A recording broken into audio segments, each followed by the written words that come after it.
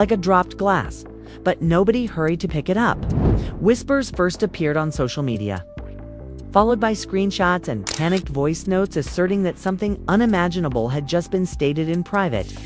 A normal court hearing abruptly transformed into a shocking revelation that no one anticipated, according to rumors that are making the rounds.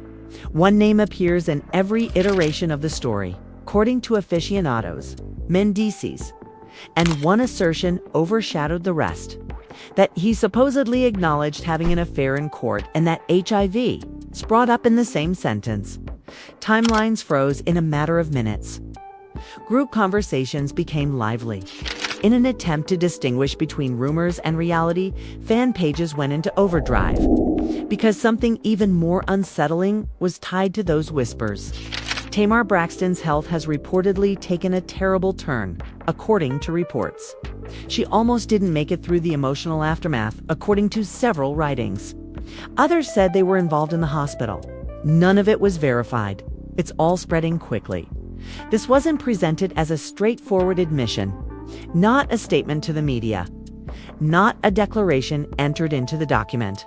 It was said to have slipped out during a heated interrogation, something spoken under duress, anything they heard, even if they weren't supposed to.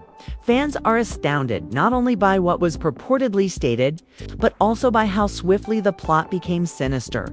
Betrayal, sickness, guilt. Quiet online. People's emotions were running high as they attempted to make connections between seemingly unrelated things. Why? Right now. Why go to court?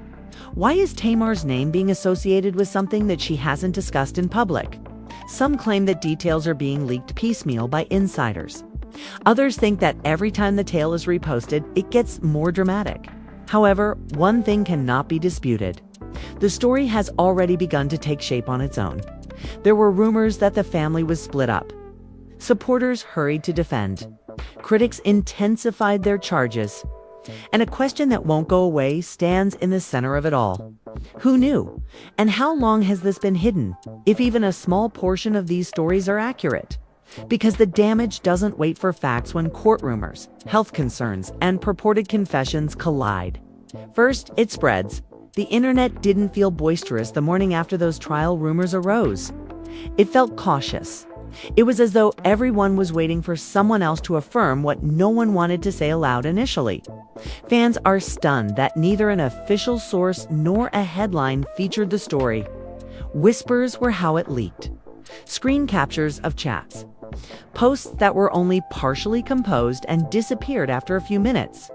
The eerie core was present in all versions. That Tamar Braxton was now being pulled into the emotional. Rubble left behind after something extremely private had supposedly surfaced in court regarding Mendeecees online. Feedback claims that this wasn't presented as a purposeful, dramatic confession. It was characterized as a tense legal moment that veered off course. A path of inquiry that was excessive. A reply that was not intended to reverberate outside the room. However, once it started, it couldn't be stopped. People started saying the same things over and over. It was in court. He said it himself. And they mentioned HIV all contributed to the story's weight. Darkness and peril. Emotions surged almost instantly. Some fans called it dangerous rumor and requested proof. Some immediately accepted the rumors, claiming that nothing like this happens out of the blue. Timelines full of disagreements between strangers who felt a personal connection.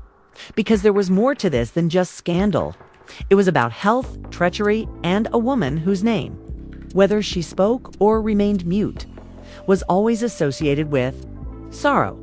The topic became more awkward when Tamar's name started to trend along with terms like court, and ICV comment sections were swamped with advocates pleading with people to refrain from making assumptions about the health of others.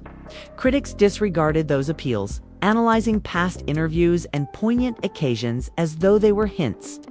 All previous breakdowns were abruptly reinterpreted as foreshadowing.